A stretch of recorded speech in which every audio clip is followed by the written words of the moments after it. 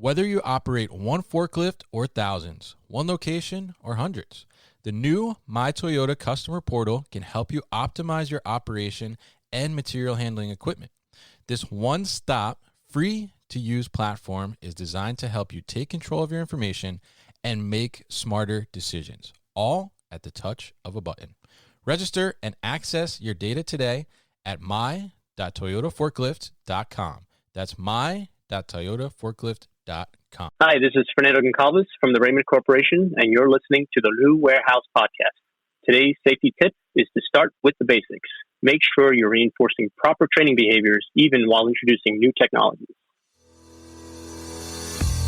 With e-commerce off the charts, many small and growing warehouses are asking, how can I get ahead when my warehouse is barely keeping up? The answer is future-ready warehouse tech from Zebra Technologies. Warehouses can simplify and upgrade all processes, from automated inventory management to hands-free picking, with Zebra's tailored, scalable mobile solutions. They're simple and intuitive. There's never been a better time to upgrade for success with Zebra. How can your warehouse get ahead? The answer's in black and white. Get the answers at zebra.com/theanswer. That's zebra.com/theanswer.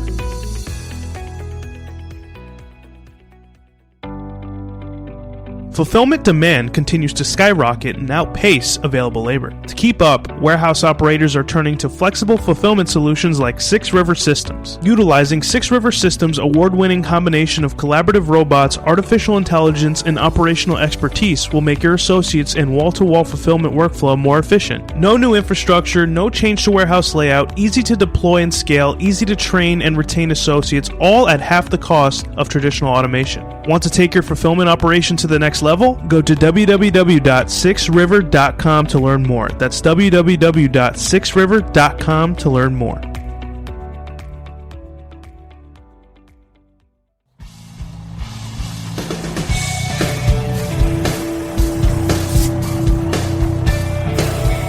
The New Warehouse Podcast, hosted by Kevin Lawton, is your source for insights and ideas from the distribution, transportation, and logistics industry. A new episode every Monday morning brings you the latest from industry experts and thought leaders. And now, here's Kevin.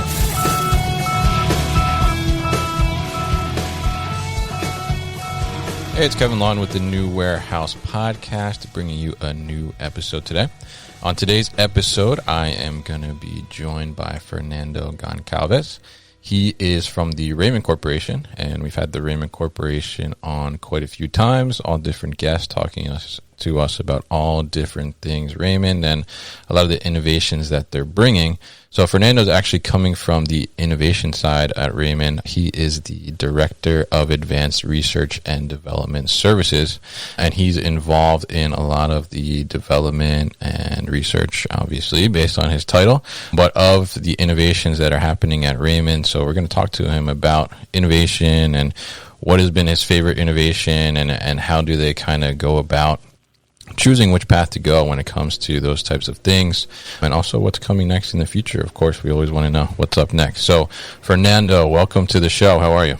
I'm doing great. Thanks for having me. Yeah, happy to have you on and talk to you about this topic. I think it's really interesting because there's so many things happening in the material handling industry and the logistics world as far as technology and innovation is just moving so rapidly. So I'm really interested to hear from your perspective. So before we get started, if people are not familiar with Raymond, why don't you give us just kind of a brief overview of what it is you guys do? Sure. Yeah. So Raymond is a Toyota Industries company. We're a leading provider of best-in-class material handling products and intelligent intralogistics solutions. It's about optimizing the entire operation, providing customers with everything from telematics, lift trucks, robotics, energy solutions, you name it. It's really about that complete intralogistics solution. Okay, cool. Yeah.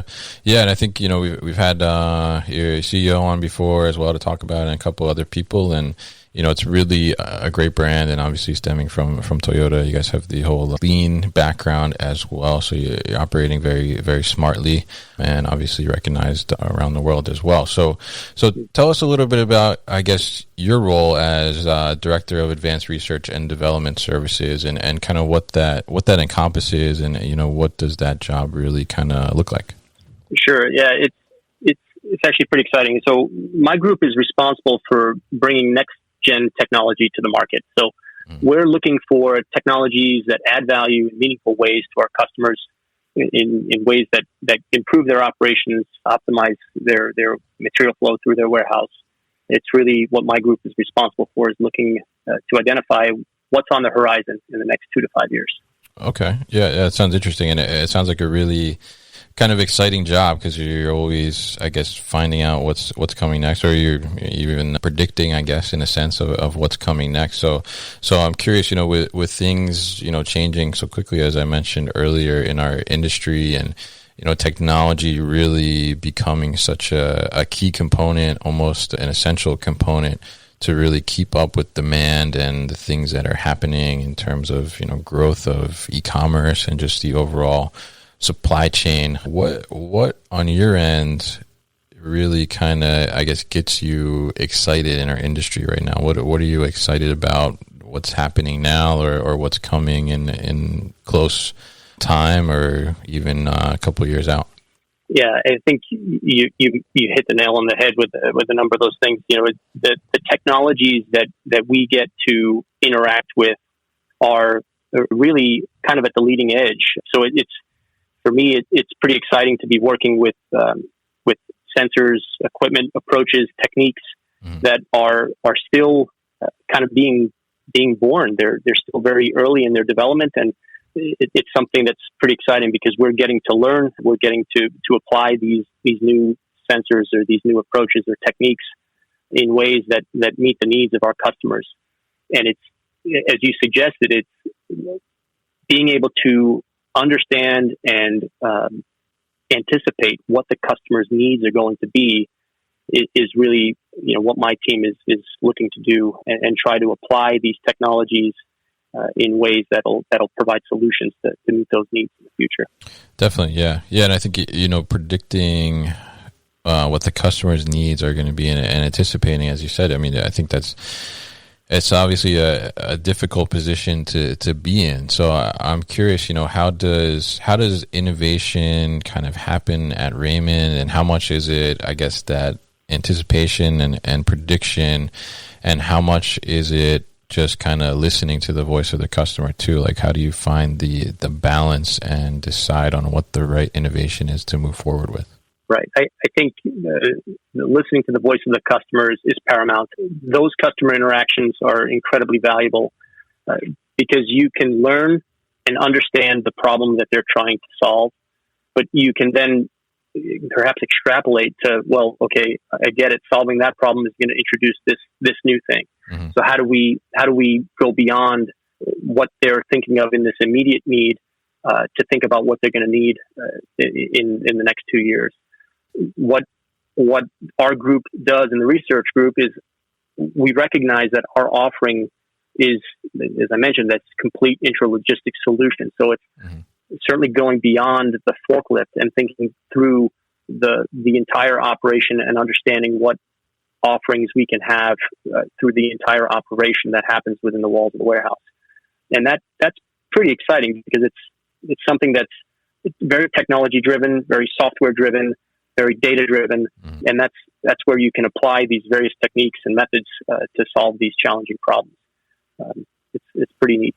Yeah, absolutely. And I think you mentioned a key point there at the end is that, where we're kind of innovating now the most, and where, technology seems to be developing is this data driven approach, and not only just, generating data, but collecting that data and then harnessing it and utilizing it in the smartest way possible to innovate and have that continuous improvement. So I mean, would you say that, because, Raymond essentially, is known for forklifts, right? But there's much more to that than what it is you guys do. There's the whole data point. You have the iWarehouse platform, all these different things, and now autonomous trucks as well. So, I mean, where do you think we are in terms of the technology growth in that aspect? And for Raymond, do you think there's so much more things to innovate on and grow, or do you think where are we in that kind of stage? No, I think we got we've got plenty ahead of us. You know, the Raymond, the notion of optimize, connect, and automate. It's incredibly important for us, and that connection piece, right? It's connecting the data elements that we have that are being liberated from our telematics platforms and pairing that with other data elements that exist in other systems, and using that to make intelligent decisions about how we manage the warehouse, how we manage even guide or develop some of our development programs. How we use that data to drive innovation is very important. We observe things in that data and we respond to it, and that's why it's very important. We're data rich, right? The data is something that's incredibly available now. It's really a matter of how you respond to that data to optimize that throughput, optimize that behavior that you're trying to correct. So it's really important. Yeah, I totally agree. And I mean, you know, I think the data-driven approach is super important. And what you said in there about, you know, where being data rich is really, I think, a key point, because you're data rich, but then you need to harness that data and utilize it in the proper way. So I guess, you know, this goes across, you know, not just for Raymond and continuously improving, but, you know, even for just the operations themselves that you guys provide solutions to. And, you know, how do you kind of recommend that people really get a hold of that data and interpret it in the way that they can, you know, improve their operation and innovate in that sense, and really make progress in making themselves better and more efficient? Well, it's part of the offering that we have for our customers. You know, through our warehouse platform, we will help parse through the data, cut through the data in any way that is meaningful, to help them to observe things that perhaps they're overlooking, and use that to help coach them on how they can more efficiently use the assets that they already have. You know, automation is something that's very important, and it makes sense in many, many applications.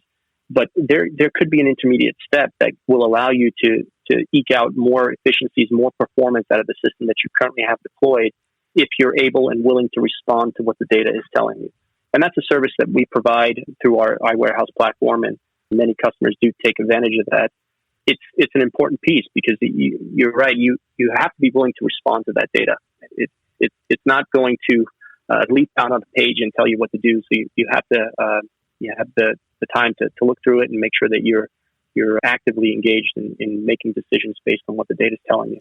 Yeah, absolutely. And I think that, you know, it's an interesting point about the moving to automation, and then, you know, I think there's almost a callback to, you know, one of the philosophies of Raymond, which is the optimize part, right? And you need to optimize before you're automating, which is something I learned from you guys on previous podcasts. And, you know, I think the fact that you guys offer that service and you come in and really kind of assess and look at that is really a great thing for the customers, and helps them to get to the point where they actually need to be, instead of just thinking that, you know, they just need automation right off the bat. They need to make sure that they're in a good place to get that automation going. And I think that's really, really important.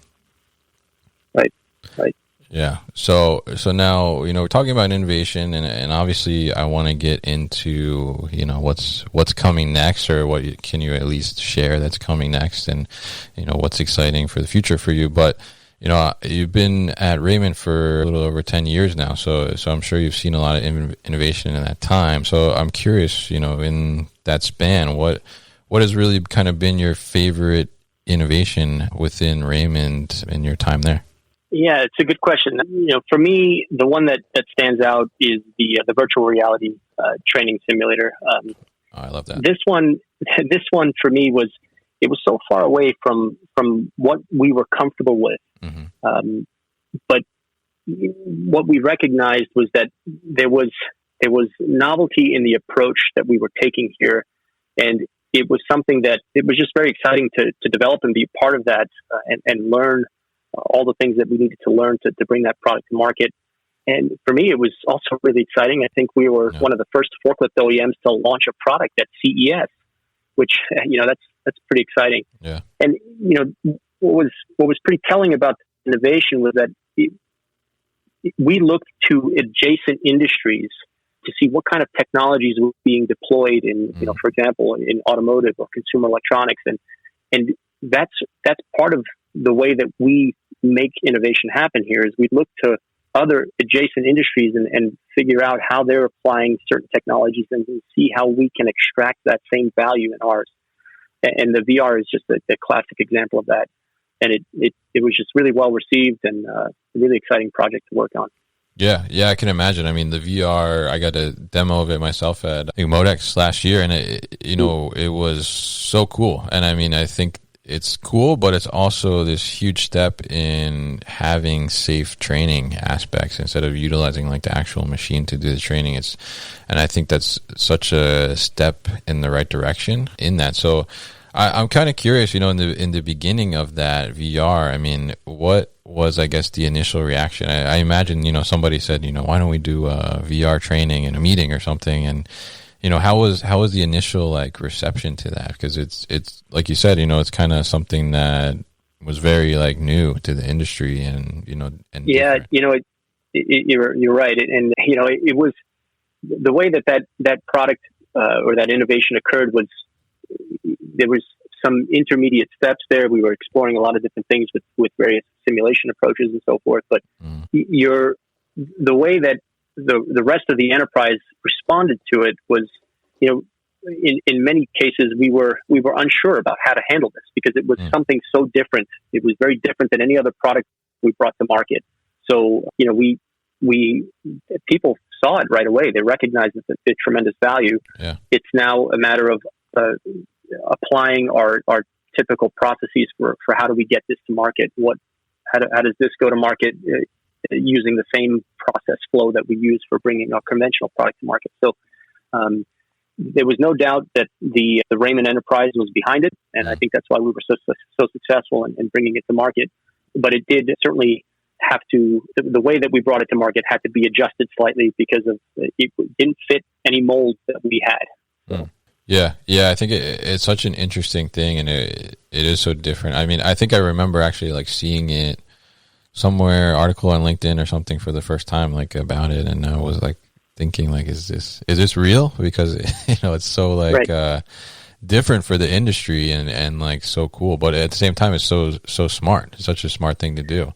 One of the things I really enjoy about that tool was the fact that we can leverage the assets that the customers already have in the facility, and that the actual forklift that they're using in their day-to-day operation is actually the training module. You just plug the simulator into the actual forklift. So that was, to me, a very rich component in that it didn't require us to develop any additional hardware.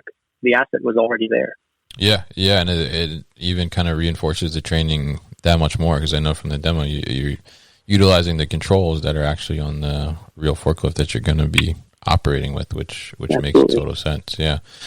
So that was your favorite innovation. So now let's talk a little bit about kind of I guess, what's coming. So, I mean, a lot of innovation and, continuous improvement is kind of spawned from there being a problem that needs to be solved, right? So what do you think in the material handling industry right now is like the biggest problem that needs a solution?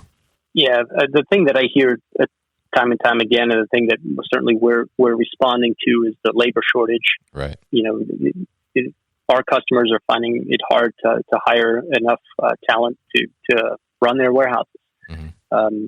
And you brought up e-commerce, and the rise in e-commerce is introducing similar challenges with regard to labor. So that, to me, I regard as one of the biggest challenges that needs to be solved. And a lot of the technologies that Raymond is bringing to market are aiming to address some of those things, and that's one of the things that I think we see on the horizon as well. It's continued research and development in the area to address labor shortages. And it's not just automation, right? It certainly automation is an important part of that, but it's things like operator and driver assist systems.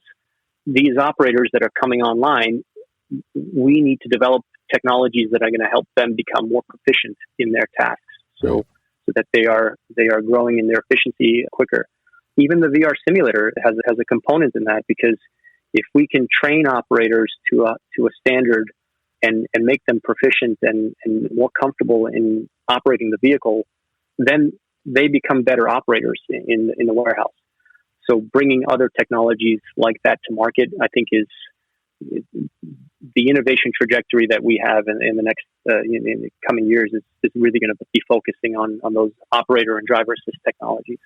Yeah, I think that's great, and I totally agree. The labor shortage, being a warehouse manager myself during the day, is I've certainly felt it over the last year. It's been a struggle to really get people in, and not only in, but to just stay as well. Mm-hmm. And you kind of get to a point where the need is so dire that you're lowering your standards a little bit in terms of who you might bring in or the level of experience that they have. So I think the fact that you guys are focusing attention on really that operator assist and kind of training aspect and to help strengthen the operators that are out there, I think is a great thing, because probably a lot of operations are seeing people with a little less experience coming in, and the training needs to be more robust in that aspect to make them solid operators. So any kind of operator assist technology or anything like that is definitely going to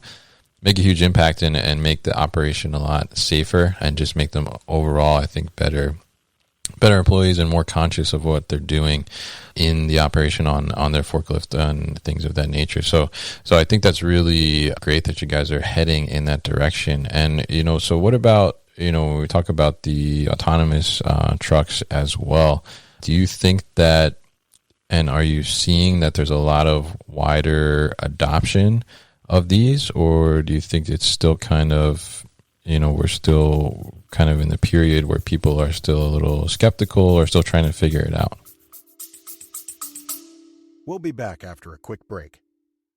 You hear a lot about supply chains these days, because if the past couple years have taught us anything, it's that an efficient, well-managed supply chain is absolutely critical to keeping businesses successful and consumers happy.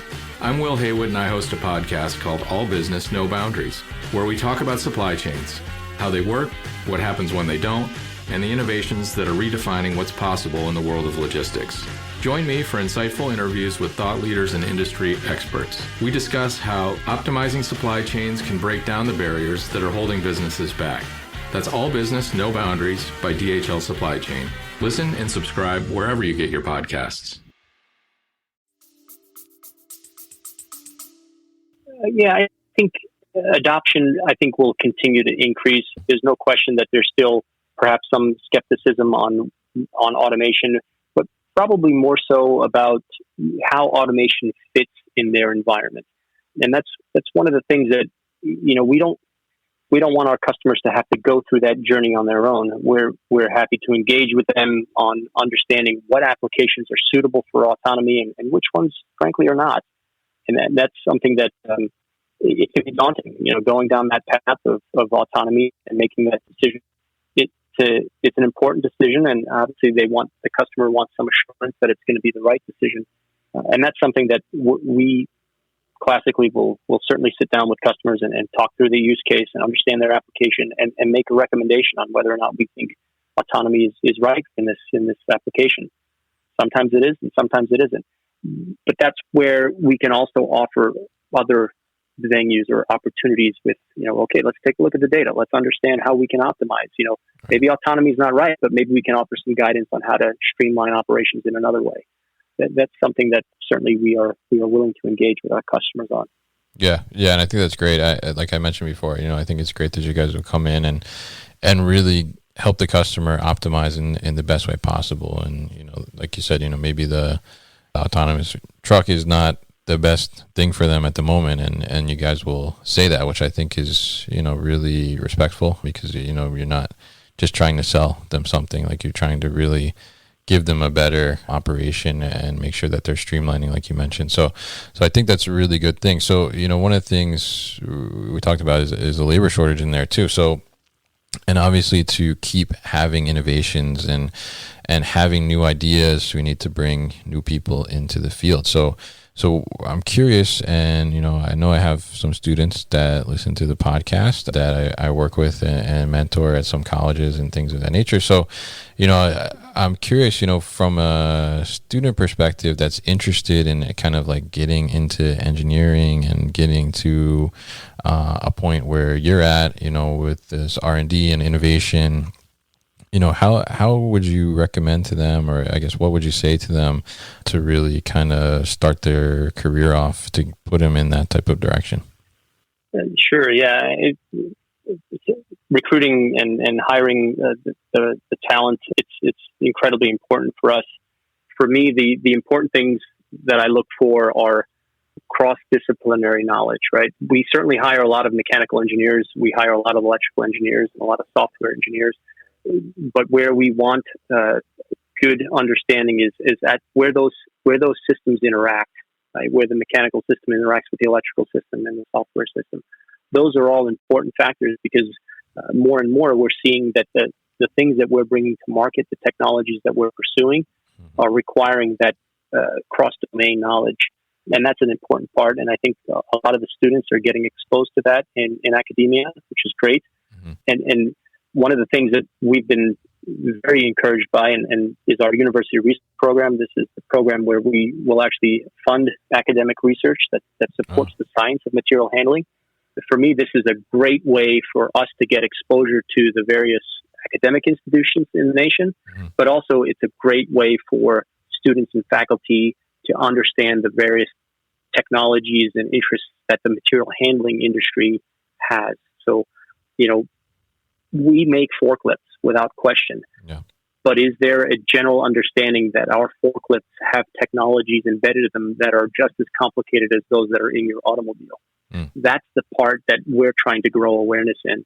And we've been very successful in bringing that message to a lot of the institutions. And it's been a great way for us to grow exposure to our industry, but also we get exposure to some really good students, which has been really helpful for us from a recruiting perspective.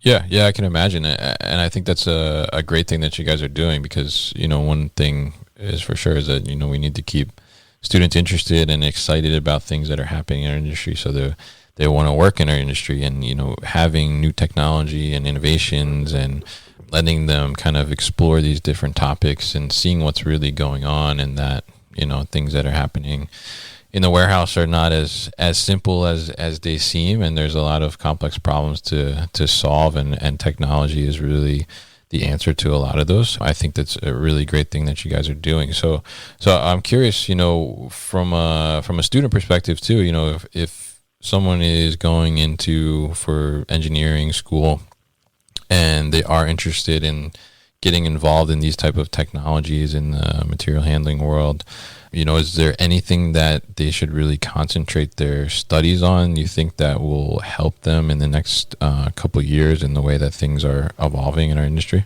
Yeah, for me, a lot of the technologies that we're looking at, certainly the field of robotics is important. Mm-hmm. Understanding the various types of sensors and how those sensors can be deployed. But it's not necessarily a single discipline, right? A mechanical engineer can go into the field of robotics and be just as successful as an electrical engineer pursuing robotics. So it's really the discipline that you select as you're going into college is less important than the focus that you kind of curate for your educational path, right? And you can select the courses, you can select the focuses, the emphasis that'll allow you to focus your education on areas that you want to work in. And if robotics is that path, if that's certainly something that you can do as a mechanical engineer, electrical engineer, or software engineer. They're used everywhere in that field. So to me, that's an important one going forward is robotics because it's going to introduce you to a number of different factors in that field. Some of those will apply to material handling and they'll apply to other industries as well. Yeah, without a doubt. And I appreciate you giving the advice to the students and our future essentially as well, which they are. So really interesting stuff. And I'm curious, what would you say is the, I guess, next biggest innovation from Raymond, if you can say, Is there something that's like coming out soon that we can be really excited about? I think I can probably safely say that it's going to be in the field of this operator and driver assist, and that's probably all they'll allow me to say. But it's in that field. We recognize that the operator is still going to be an important part of warehouse operations for some time to come. So we're putting a lot of calories behind pursuing these driver assist technologies. Okay, great. And I think that's awesome. And I can't wait to hear about the details and get the official announcement. But I appreciate you giving us a little inside tip there. So Fernando, I want to thank you so much for coming on the show. How can people find out more information about Raymond? They can go to our website, raymondcorp.com, and for those students that are interested, they're certainly welcome to explore any career opportunities that we have at careers.raymondcorp.com. It's a great field to be in for sure. Okay, awesome. And we'll put those links on the newwarehouse.com as well. And we'll also put a note there for students that they can say that they were referred by you, Fernando. So they give them a little leg up, right? That's great. All right. Thank you again, Fernando, so much for your time on the show today. You've been listening to the New Warehouse Podcast with Kevin Lawton. Subscribe and check us out online at thenewwarehouse.com.